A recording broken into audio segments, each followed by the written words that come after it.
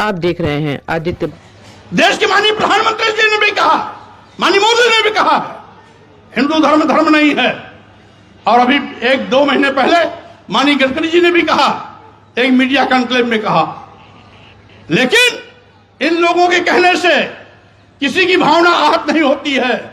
अगर स्वामी प्रसाद मौर्य कह देते हैं हिंदू धर्म धर्म नहीं है बल्कि एक धोखा है, और जिसे हम हिंदू धर्म कहते हैं वो कुछ लोगों के लिए धंधा है।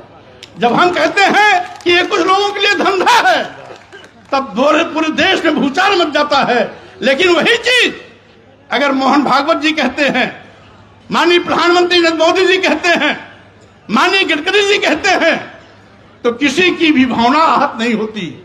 अगर वही चीज स्वामी प्रसाद मौर्य कह देते हैं तो लोगों की भावना इतनी कमजोर होती है कि उनकी भावनाएं आहत हो जाती।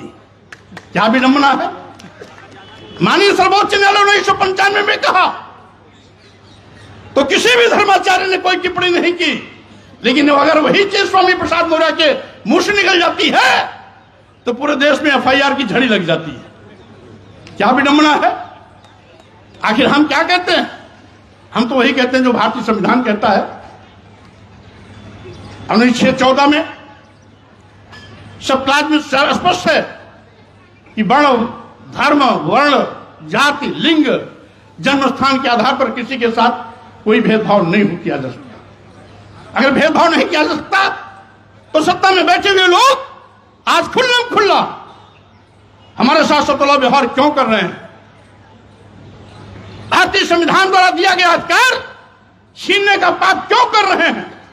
आरक्षण खत्म क्यों कर रहे हैं? संविधान को निष्प्रभावी क्यों कर रहे हैं? लोकतंत्र को खत्म करने का दुस्साहस क्यों कर रहे हैं? और यही नहीं, ये तो देश को बेचने का भी पाप कर रहे हैं।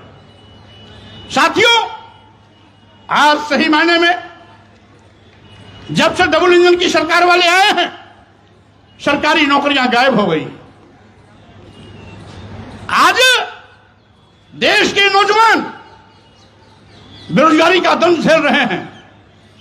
करोड़ों नौजवानों को आज बेरोजगारी का सामना करना पड़ रहा है। उनके सामने रोटी का संकट है, उनके सामने पेट की रोटी की भूख